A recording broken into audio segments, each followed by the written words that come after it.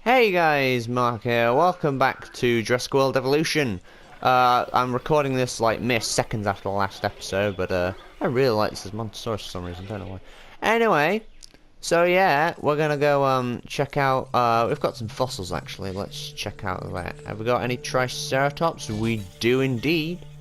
And we've got some amber for Montosaurus, and then we've got some stuff we can sell, so that's nice. But yeah, we're gonna hopefully get out a Ceratosaurus today. But before we do that, we're probably gonna have to build a new enclosure. So all we've got so far is light steel fences. Okay. So it's going to need to be. I don't think it has to be crazy big because, well, it's a fairly small-ish predator. It's only like medium size, I would say. Nice. So all the four main species we've currently got are now viable, and that means we can make them. Right. So we can either just make an entirely new enclosure somewhere else on the island, or we can divvy this one up in two, which I think would be a slightly better idea. So what I'm gonna do is I'm gonna start from this gate here, and we're gonna divvy it up in half. So I'm gonna go through this gate right here, or through the pond, sorry. Oh yeah, these guys are gonna have to move. Oh, that's a shame. Right, we'll just slightly tilt it over here. It's only first bark, it doesn't have to look too pretty. And then we'll connect it up to here. Sweet. Oh, it's not actually connected. Of course not. Alright. Is it connected now? Let's just see. Yeah, there we go. Yeah, so there's still plenty of room on this side of the enclosure. So I've got another idea actually. What I'm now going to do is we're still going to work on the enclosure. We're going to work some more on the fences. And we're going to start from here. We're going to build a tiny little fence around the Hammond Creation Lab, so that we can either put it into this enclosure or that enclosure. So this is going to be the Ceratosaurus enclosure, because I think with it being a predator, it's going to need quite a bit of space. And yeah, so we're going to put a gate here for the predators, and we're also going to put a gate somewhere along here, hopefully, for the herbivores, if I can find a spot. There we go. It's a bit awkward. I think we're on a hill. That might be the problem. Right, there we go. So what I'm now going to do is I'm going to throw in a Ceratosaurus, because I've been dying to see this guy in action. And we're going to give a buddy to the Struthiomimus over here, because it might be a little bit lonely. Hopefully not too much with this Montosaurus here. Oh yes, that reminds me. We can actually name these dinosaurs. So what we're going to name this is, right, Edmontosaurus. Edmontosaurus. What's a good name for Edmontosaurus? We're going to call him Eddie. It's fairly basic, I know, but it'll do for now. Right, so we've just named Eddie, and I guess we might as well rename the Struthiomimus if I can just find it first. Where are you? Where's the Struthiomimus? Where are you? Where are you? I can't find it. I lost the dinosaur. Where's it gone? Oh, it's over here. Okay. Hello. Right. Oh dear. That reminds me. We need to put feeder in. So let's go ahead and do that. So herbivore feeder can go in here. I'm gonna put it over here because I'm probably gonna put a viewing gallery over here later. So wrong button. Yeah, we're gonna put one right here because these guys haven't eaten at all since they've been here, and the Struthiomimus in particular has been here quite a while. So we're gonna name the Struthiomimus. What should we name it? That's another idea for this series. If you have any ideas or suggestions for names for any of the dinosaurs, do leave them in the comments along with the species, if well, if you know any of the species that is, because this is a fairly new, that's weird, you can move the text box. Okay, let's show you. Oh, they're both eating now. Oh, that's so nice. So yeah, Struthiomimus. What should we call it? But yeah, we're gonna call the Struthiomimus here Feathers because I feel that the Mimus family, I guess you would call it. I don't know. I think they're very resemblant to birds, especially more so than some other species. Speaking of Struthiomimus, we've got another one right here, so let's let her out. And we'll also... Hey, I'm Isaac. I've been hearing good things about you. I'm in charge of the entertainment division here. What good is the world's greatest show if no one sees it? Don't answer. That's rhetorical and painfully obvious. What I'm saying is that we need people in our parks. Fill up our facilities with warm bodies. Numbers bring revenue, excitement, and opportunities. Okay, yeah, that is fairly important, but I was kind of in the middle of the sentence there, guys, so just hold your water. Interesting. Another dinosaur that furthers the case of a direct linkage to our modern birds. I know, right? That's just what I was saying. Right, we have another fellow Struthiomimus, so, don't know why, but I'm gonna call it Gary, as I feel Gary's quite a good duck name, and, well, they're kind of similar to birds, and last time I checked, ducks, are birds. So yeah, a bit of a strange name, I know, considering they're technically speaking supposed to be all female, but we're just gonna do a bit of pretend here, and just pretend that a few of them are guys. So obviously, Eddie here is probably gonna be a dude. I think Feathers can stay a girl though. We gotta at least have a couple females here. Yeah. Right, the Ceratosaurus is nearly done. Excellent. So, now that I think of it, what I'm going to have to do, just so these guys don't get eaten, is I'm going to close that gate. And I'm going to open this gate. And another thing I'm going to do, just to kind of try and encourage it to come over here. That's the wrong button. What I'm going to have to do is put a carnivore feeder over here. I'm going to put a live bait feeder in here, actually, yeah. I'm going to put it over here so we could probably fit a viewing gallery over here. So, there we go. And then, let's go to... That's not what I meant to click. Yeah, that's great. I know, we suck. We've only just opened, alright? Chill your boots! Let's take a look at our first ever carnivore. Oh, here we go. Cue the dramatic music!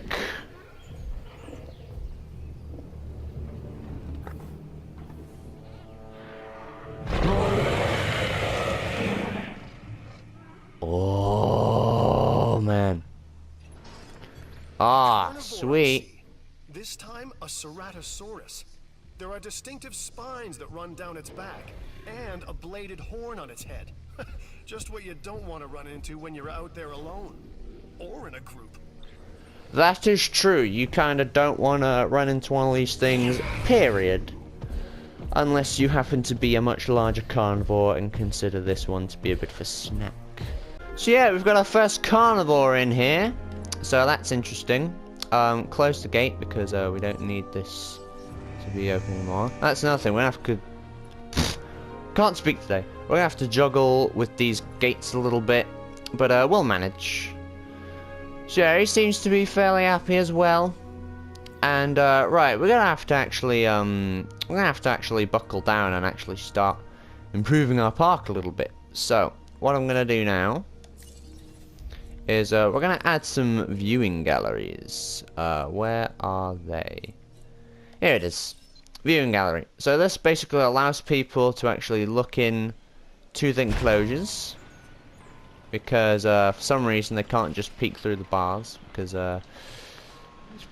like I say, the humans in this game they're not very intelligent, but I guess that kind of mirrors our current world, because we're progressively getting stupider, that just proves my point. Jeez. We're getting way too dumb, and we're getting way too... What the fuck is that? Is there a cat fight going on? I might have to check that out a sec. Guys, I'll be right back. What the fuck is going on? Oh, it's you again. Come on, you know this isn't your house. Get out of here. Go on, shoo. Right, come on. Get going.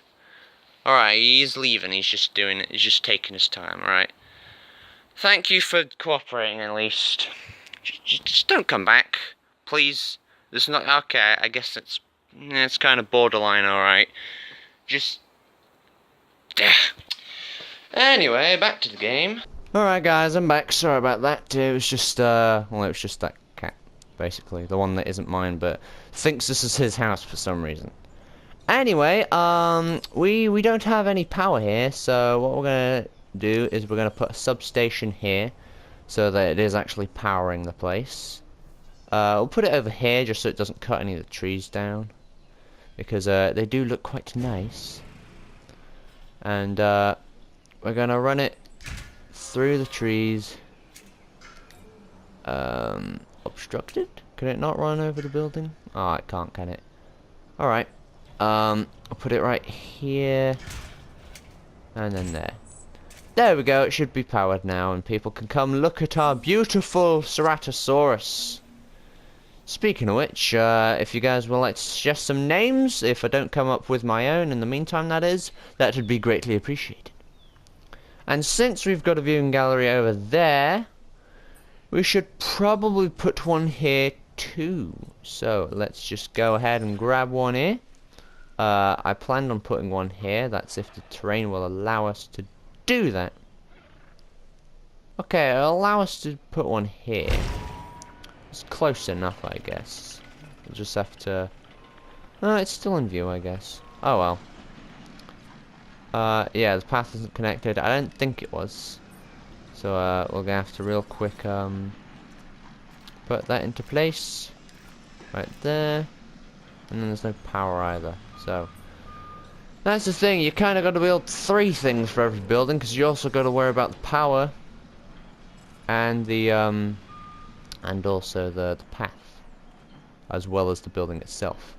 You can't put it on a hill. Right, we can put it there. It's going to be right up against the fence though, so it's going to be a little bit precarious.